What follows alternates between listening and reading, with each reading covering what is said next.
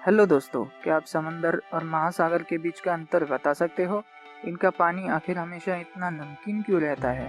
और क्या आप जानते हो हमारी धरती पर कितना बर्फ मौजूद है? और क्या आप बता सकते हो समंदर में पाए जाने वाले कोरल रीफ, जिसे हम मूंगा चट्टान भी कहते हैं, तो इनका समंदर में काम क्या होता है? क्या ये किसी तरह के जीव होते हैं या समंदर में उगने वाली सब्जी? और क्या ये किसी तरह के मिनरल्स होते हैं? और क्या आप जानते हो समंदर में कितना नमक मौजूद है? वेल, आपको ये सारे सवालों के जवाब एडवेंचर भाई ही दे सकते हैं। तो स्वागत है आप लोगों का एडवेंचर भाई चैनल में। इस वीडियो में आगे बढ़ने से पहले हमारे चैनल को सब्सक्राइब और बेल आइकन को हिट करना ना भूलें। तो चलिए आगे बढ़ते हैं। इस पूरे ब्रह्मांड में पृथ्वी ही एकमात्र ऐसी जगह है जहाँ जीवन संभव हुआ। इसका सबसे बड़ा कारण है पानी का पृथ्वी पर समंदर और महासागरों के रूप में जमा होना। अगर हम समंदर के किनारे से देखें तो सिर्फ पानी ही पानी नजर आता है। हम सब ये जानते हैं कि हमारी पृथ्वी में 7 समंदर और 5 महासागर है। तो सबसे पहले बात करते हैं महासागर की। महासागर में पृथ्वी पर मौजूद पानी का लगभग 96% हिस्सा जमा है।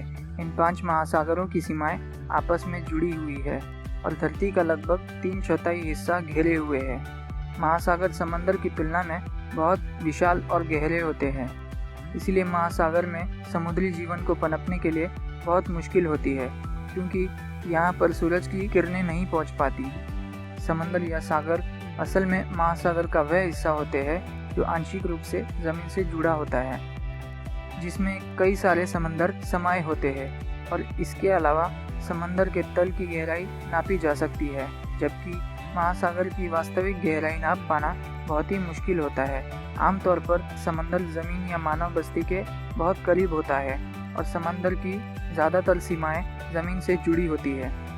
क्या आप जानते हो समंदर के नमकीन पानी की असल वजह क्या है? आप में से बहुत कम लोग जानते होंगे कि आखिर ऐसा क्यों होता है। आखिर इसमें नमक आता कहाँ से है? वेल, ऐसा सिर्फ तब होता है जब पानी में कुछ एक्स्ट्रा केमिकल्स वाटर मॉलिक्यूल्स के साथ बॉन्डिंग बनाने लगते हैं। अब ये एक्स्ट्रा केमिकल्स आते कहाँ से है? वेल, तो जब बरसात होती है तो बरसात का पानी हवा में मौजूद कार्बन डाइऑक्साइड, सल्फर डाइऑक्साइड और नाइट्रोजन ऑक्साइड जैसी गैसों के संपर्क में आ जाता है। ये गैस पानी में बड़े आसानी से घुल जाती है। इसके कारण बरसात का पानी हल्का सा एसिडिक यानी नमकीन हो जाता है। जब ये पानी जमीन, पहाड़ों और चट्टानों पर गिरता है तो वह उनमें मौजूद नमक को घुला लेता है। जब ये पानी नदियों में मिलता है तो इनमें मौजूद नमक इतने कम होते हैं कि हमें नदी का पानी मीठा लगता है, फिर भी इसमें नमक बहुत कम मात्रा में मौजूद होता है। फिर आगे जाकर ये नदियों का पानी समंदर में मिल जाता है। इस तरह करोड़ों सालों से ये प्रक्रिया होती आ रही है। नदियों का ये पानी जब समंदर में मिलता है तो पानी में मौजूद नमक समंदर में इकट्ठा होते रहते हैं। इसके अलावा समंदर में चट्टानें भी है जिनके केमिकल मिनरल्स समंदर में घुलते रहते हैं। समंदर में ज्वालामुखी भी होती है जिनके फटने से लावा, क्लोरीन, सल्फर डाइऑक्साइड और कई गैसें निकलती है। वही समंदर में सोडियम जैसे सब्सटेंस भी भारी मात्रा में मौजूद होते हैं, जो क्लोरीन जैसे केमिकल्स के साथ स्ट्रॉन्ग बॉन्ड बनाते हैं। इससे समंदर का पानी हमें नमकीन लगता है। और आपकी जानकारी के लिए ये बता दें कि समंदर के 100 ग्राम पानी में 3.5 ग्राम नमक मौजूद होता है। कहीं कहीं पर इसकी क्वांटिटी ज़्यादा या कम भी हो सकती है। दोस्तों, क्या आप जानते हो हमारी धरती में कितना बर्फ मौजूद है? अगर हम प्रेजेंट की बात करें तो धरती का लगभग 10% हिस्सा इन बर्फीले ग्लेशियर से ढका हुआ है और ये आंकड़े ग्लोबल वार्मिंग की वजह से बड़ी तेज़ी से नीचे गिर रहे हैं। दोस्तों, आज के टाइम में अगर हमें फ्रेश वाटर कुदरती तरीके से मिल जाए तो ये किसी चमत्कार से कम नहीं होगा, क्योंकि आप भी जानते होंगे कि हम जो पानी पीते हैं उसे पहले आर्टिफिशियली फ़िल्टर किया जाता है, तभी ये पीने लायक बन पाता है। क्या आप जानते हो सिर्फ ग्रीनलैंड और एंटार्कटिका जैसी जगहों में पूरी धरती का 69% फ्रेश वाटर बर्फीले ग्लेशियर्स के रूप में जमा हुआ है और ये तकरीबन 1,50,00,000 वर्ग किलोमीटर में फैला हुआ है।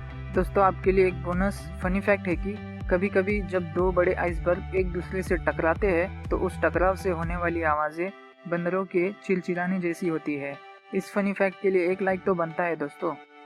कोरल रीफ, जिसे हम मूंगा चट्टान भी कहते हैं, ये एक तरह के समुद्री जीव भी है, मिनरल्स भी है और कहें तो समंदर में उगने वाली सब्जी भी है। दरअसल ये अपने आप में ही छोटे जानवरों की बस्ती होती है जिसे पॉलिप्स कहा जाता है। जैसे जैसे इनकी संख्या लाखों करोड़ों में बढ़ने लगती है तब ये नन्हे पॉलिप्स एक ठोस लाइमस्टोन के ढांचे में बदल जाते हैं। ये नन्हे पॉलिप्स समंदर में एक बहुत ही अहम भूमिका निभाते हैं। ये पानी में मौजूद कार्बन डाइऑक्साइड को लाइमस्टोन में बदल देते हैं। इन चट्टानों में बहुत सारे केमिकल कंपाउंड्स होने के कारण इनसे दवाइयाँ भी बनाई जाती है। दुनिया का सबसे बड़ा मूंगा चट्टान ऑस्ट्रेलिया में स्थित है जिसे द ग्रेट बैरियर रीफ के नाम से जाना जाता है और ये 2010 किलोमीटर से भी ज़्यादा लंबा है। इसमें समुद्री शैवाल की 400 प्रजातियाँ और मछलियों की 1500 से भी ज़्यादा प्रजातियाँ पाई जाती है। तो दोस्तों ये थी समंदर के बारे में कुछ अमेजिंग फैक्ट्स। अगर आप ऐसे ही इंटरेस्टिंग फैक्ट्स पर नॉलेजफुल वीडियोस देखना चाहते हो तो इस वीडियो को लाइक, शेयर और सब्सक्राइब करना ना भूलें।